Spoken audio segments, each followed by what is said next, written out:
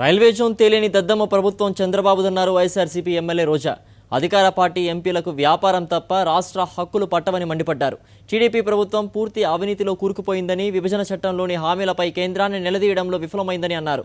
విశాఖలో railway zone సాధన కోసం వైఎస్ఆర్సీపీ నేత గుడివాడ అమర్నాథ్ చేపట్టిన దీక్షకు రోజా సంఘీభావం ప్రకటించారు. ఈ రోజు ఈ రాష్ట్రంలో అధికారంలో ఉన్న చంద్రబాబు నాయుడు గాని, ఆయన మంత్రులు గాని, ఎమ్మెల్యేలు గాని చేత గాని దద్దమ్మలు కాబట్టి ఈ రోజు ప్రతిపక్ష నాయకులు మేం ప్రత్యేక రైల్వే జోన్ కోసం పోరాడాల్సిన అవసరం వచ్చింది.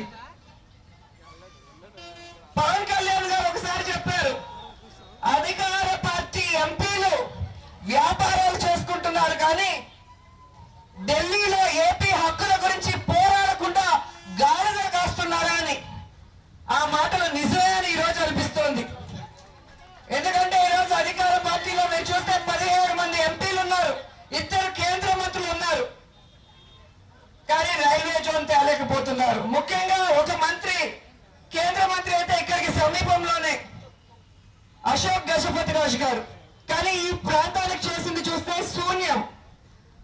ఈ రోజు విభజన చట్టంలో ఏదైతే ఉందో రైల్వే జోన్ కానీ, ప్రత్యేక హోదా కానీ, ప్రత్యేక ప్యాకేజీలు కానీ ఏ వాటిలో కూడా ఒక్కటైనా కూడా తేలేని చంద్రబాబు నాయుడిని, ఆయన ఎంపీల్ని, మంత్రుల్ని చేతగాని దద్దమ్మలని కాక ఇంకేమనాలో మీ అందరూ కూడా ఆలోచించాలి. ఇలాంటి చేతగాని దద్దమ్మ చంద్రబాబు నాయుడు గారు ముఖ్యమంత్రి అవ్వటం మన ఏపీకి శాపం అని కూడా ఈ సందర్భంగా మీ అందరికీ తెలియజేసుకుంటున్నాను.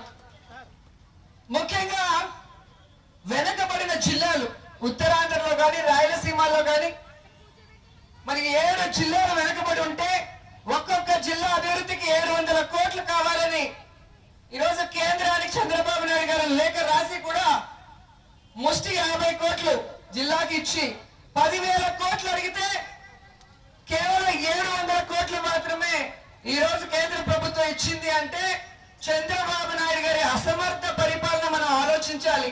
ఇవన్నీ ఎందుకు జరుగుతున్నాయి అంటే ఓటుకు కోటు కేసులో అడ్డంగా దొరికిపోయిన చంద్రబాబు నాయుడు ఈ రోజు రాష్ట్రాన్ని కేంద్రం ముందు తాకట్టు పెట్టడం వల్లే వాళ్ళు నోరు మెదపలేకపోతున్నారు అనడంలో ఎటువంటి సందేహం లేదు.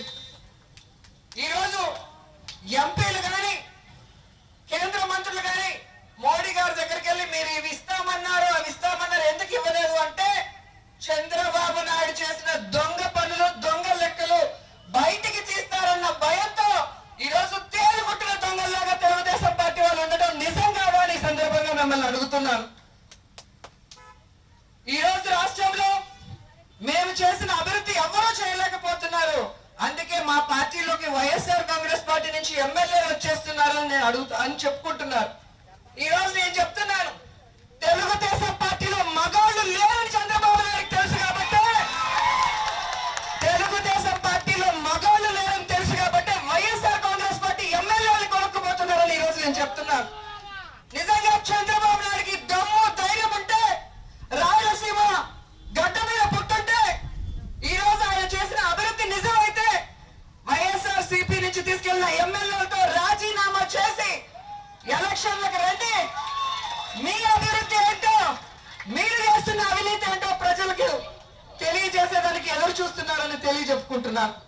ఈ రోజు అసెంబ్లీలో జగన్మోహన్ రెడ్డి గారు అడిగే ప్రశ్నలకి మైండ్ బ్లాక్ అయిపోయింది చంద్రబాబు నాయుడు గారికి.